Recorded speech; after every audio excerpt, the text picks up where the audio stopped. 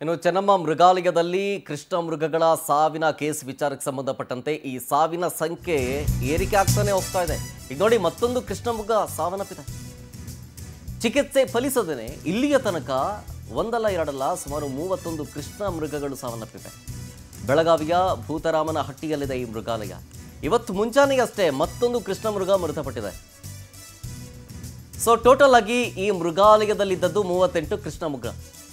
ಆ ಕೃಷ್ಣ ಮೃಗಗಳಲ್ಲಿ 38 ಕೃಷ್ಣ ಮೃಗಗಳಲ್ಲಿ 31 ಕೃಷ್ಣ ಮೃಗಗಳು ಸಾವನ್ನಪ್ಪಿದೆ. ಇನ್ನು ಬದುಕುಳಿರೋದು ಕೇವಲ 7 ಕೃಷ್ಣ ಮೃಗಗಳು ಮಾತ್ರ. ಏಕಾಏಕಿ ಮಾಸ್ ಆಗಿ ಈ ಕೃಷ್ಣ ಮೃಗಗಳು ಸಾವನ್ನಪ್ತಾ ಇದೆ ಅಂತಂದರೆ ಯಾವ ರೋಗದಿಂದ ಬಳಲ್ತಾ ಇದೆ, ಅಥವಾ ತಿನ್ನೋ ಆಹಾರದಲ್ಲಿ ಏನಾದರೂ ಏರುಪೇರಾಗಿದೆಯಾ, ಅಥವಾ ಕುಡಿಯೋ ನೀರಿನಲ್ಲಿ ಏನಾದರೂ ಆಗಿದೆಯಾ ವ್ಯತ್ಯಾಸಗಳು, ಅಥವಾ ಉದ್ದೇಶಪೂರ್ವಕವಾಗಿ ಯಾರಾದರೂ ವಿಷಪ್ರಾಸನವನ್ನು ಮಾಡಿದಾರಾ? ಅದು ಮೃಗಾಲಯ ಆಗಿದ್ದರಿಂದ ವಿಷಪ್ರಾಸನ ಆಗಿರೋದು ತೀರಾ ಕಡಿಮೆ, ಆದರೆ ಯಾವುದಾದ್ರೂ ಒಂದು ವೈರಸ್ ಇರಬಹುದಲ್ವಾ ಹೀಗನ್ನುವಂಥ ಶಂಕೆಯನ್ನ ಮೇಲೊಟ್ಟಿಗೆ ವ್ಯಕ್ತಪಡಿಸಲಾಗ್ತಾ ಇದೆ. ಹೆಮರಾಜಿಕ್ ಸೆಫ್ಟಿಸೆಮಿಯಾದಿಂದ ಬಳಲ್ತಾ ಇದ್ವಂತೆ ಕೃಷ್ಣ ಮೃಗ. ಡೀಟೇಲ್ಸ್ ಕೊಡ್ತಾರೆ ಇದ್ರ ಬಗ್ಗೆ ನಮ್ಮ ಪ್ರತಿನಿಧಿ ಮಂಜುನಾಥ್ ಫೋನ್ ಸಂಪರ್ಕದಲ್ಲಿ. ಮಂಜುನಾಥ್, ಕೃಷ್ಣ ಮೃಗಗಳ ಸಾವಿನ ಸಂಖ್ಯೆ ಏರಿಕೆ ಆಗ್ತಾ ಇದೆ. ಇದ್ದದ್ದು 38, ಅದರಲ್ಲಿ 31 ಇಲ್ಲಿ ತನಕ ಸಾವನ್ನಪ್ಪಿದೆ. ಬದುಕೊಳ್ಳದಿರೋದು 7. ಈಗ ಸಾವನ್ನಪ್ತಾ ಇರೋಕೆ ನಿಖರ ಕಾರಣ ಗೊತ್ತಾಯ್ತಾ? ಜೊತೆಗೆ ಅದಕ್ಕೆ ಸಂಬಂಧಪಟ್ಟಂಥ ಟ್ರೀಟ್ಮೆಂಟ್ ಹೆಂಗೆ ಸಾಗ್ತಾ ಇದೆ? ಏನಂತಾರೆ ಇದಕ್ಕೆ ಸಂಬಂಧಪಟ್ಟಂಥ ಅಧಿಕಾರಿಗಳು? ಹೌದು ಸರ್, ಬೆಳಗಾವಿಯ ಕಿತ್ತೂರಾಣಿ ಚೆನ್ನಮ್ಮ ಜೂದಲ್ಲಿ ಈಗಾಗಲೇ ಒಟ್ಟು 31 ಕೃಷ್ಣ ಮೃಗಗಳು ಸಾವನ್ನಪ್ಪಿದ್ದಾವೆ. ಆದರೆ ಪ್ರಮುಖವಾಗಿ ಇದೇ ತಿಂಗಳು 13ನೇ ತಾರೀಕಿಗೆ 8 ಸಾವನ್ನಪ್ತವೆ. ಅದಾದ ನಂತರ 15ನೇ ತಾರೀಕಿಗೆ 20 ಸಾವನ್ನಪ್ತವೆ.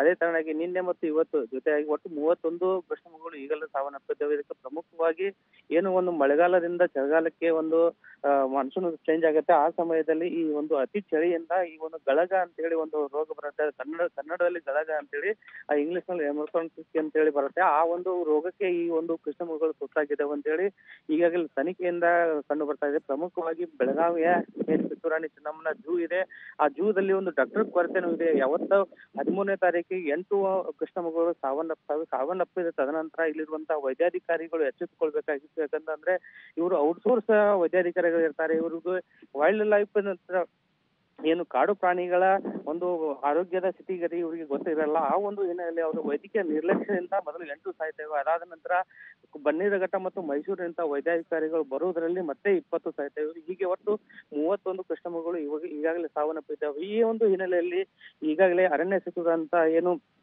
ಈಶ್ವರ ಖಂಡ್ರೆ ಅವರು ಇದ್ದಾರೆ, ಈಶ್ವರ ಖಂಡ್ರೆ ಅವರು ತನಿಖೆಗೂ ಸಹ ಆದೇಶ ಮಾಡಿದ್ದಾರೆ. ಈ ಒಂದು ಹಿನ್ನೆಲೆಯಲ್ಲಿ ಏನು ಒಂದು ಬನ್ನೇರುಘಟ್ಟ ಮತ್ತು ಮೈಸೂರಿನಿಂದ ಬಂದಂತಹ ವೈದ್ಯಾಧಿಕಾರಿಗಳು ಮತ್ತು ಅಧಿಕಾರಿಗಳು ಸೇರಿ ಈಗ ತನಿಖೆಯನ್ನು ಕೈಗೊಂಡಿದ್ದಾರೆ. ಉಳಿದಂತ 7 ಕೃಷ್ಣ ಮೃಗಗಳು ಸಹ ಈಗಾಗಲೇ ಆ ಸೋಂಕು ತಗುಲಿದೆ. ಆಗ ಒಂದು ಅಂಟು ರೋಗದಿಂದ ಅವು ಸಹ ಬಳಲ್ತಾ ಇದಾವೆ ಅಂತ ಹೇಳಕ್ಕಾಗುತ್ತೆ. ಅವಕ್ಕೂ ಸಹ ಈಗಾಗಲೇ ಚಿಕಿತ್ಸೆಯನ್ನು ಕೊಡ್ತಾ ಇದ್ದಾರೆ. ಶರತ್, ಥ್ಯಾಂಕ್ ಯು ಮಂಜುನಾಥ್ ಡೀಟೇಲ್ಸ್ಗಾಗಿ.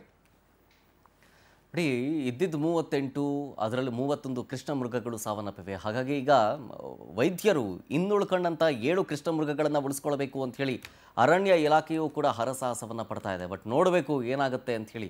ಯಾಕೆಂದರೆ ಇಷ್ಟು ದೊಡ್ಡ ಮಟ್ಟದಲ್ಲಿ ಸಾವು ನೋವುಗಳು ಸಂಭವಿಸ್ತಾ ಇದೆ ಕೃಷ್ಣ ಮೃಗಗಳದ್ದು ಅಂತಂತಂದರೆ ಅದು ಮೃಗಾಲಯದಲ್ಲಿ. ಹಾಗಾಗಿ ಸೆಂಟರ್ ಆಫ್ ಅಟ್ರಾಕ್ಷನ್ನೇ ಕೃಷ್ಣ ಮೃಗಗಳು. ಅದಿದ್ರೇ ಅದೊಂಥರ ಮೃಗಾಲಯಕ್ಕೆ ಅದೊಂದು ಅಂದ ಚಂದ. ಈಗ ಹೆಮರಾಜಿಕ್ ಸೆಫ್ಟಿಸೆಮಿಯಾದಿಂದ ಬಳಲ್ತಾ ಇದ್ವಂತೆ ಕೃಷ್ಣ ಮೃಗಗಳು. ಈ ಸರಣಿ ಸಾವಿಗೆ HNS ಅನ್ನುವಂತಹ ಬ್ಯಾಕ್ಟೀರಿಯಾ ಸೋಂಕೆ ಕಾರಣ ಅನ್ನೋದು ದೃಢ ಆಗ್ತಾ ಇದೆ. ಹಾಗಾಗಿ ಈಗ ಆಲ್ರೆಡಿ ಬನ್ನೇರುಘಟ್ಟದ ವೈದ್ಯರು ಬೆಳಗಾವಿಗೆ ಬಂದಿದ್ದಾರೆ, ಮೃಗಾಲಯಕ್ಕೆ ಭೇಟಿ ಕೊಟ್ಟಿದ್ದಾರೆ. ಇನ್ನುಳ್ಕೊಂಡಿರುವಂಥ 7 ಕೃಷ್ಣ ಮೃಗಗಳನ್ನು ಹಿಂಗಾದರೂ ಮಾಡಿ ಉಳಿಸ್ಕೊಳ್ಬೇಕು ಅಂತ ಹೇಳಿ ಟ್ರೀಟ್ಮೆಂಟನ್ನು ಕಂಟಿನ್ಯೂ ಮಾಡ್ತಾ ಇದ್ದಾರೆ. ಆದರೆ ನಿಜಕ್ಕೂ ಅಷ್ಟೊಂದು ಎಫೆಕ್ಟಿವ್ ಆ ಸೋಂಕು? ಕೃಷ್ಣ ಮೃಗಗಳು ಬಲಿಯಾಗುವಂಥ ಮಟ್ಟಕ್ಕಿದೆಯಾ ಆ ವೈರಸ್ನ ತೀವ್ರತೆ? ಅದಕ್ಕೆ ವೈದ್ಯರು ಪರಿಶೀಲನೆ ಮಾಡ್ತಾ ಇದ್ದಾರೆ.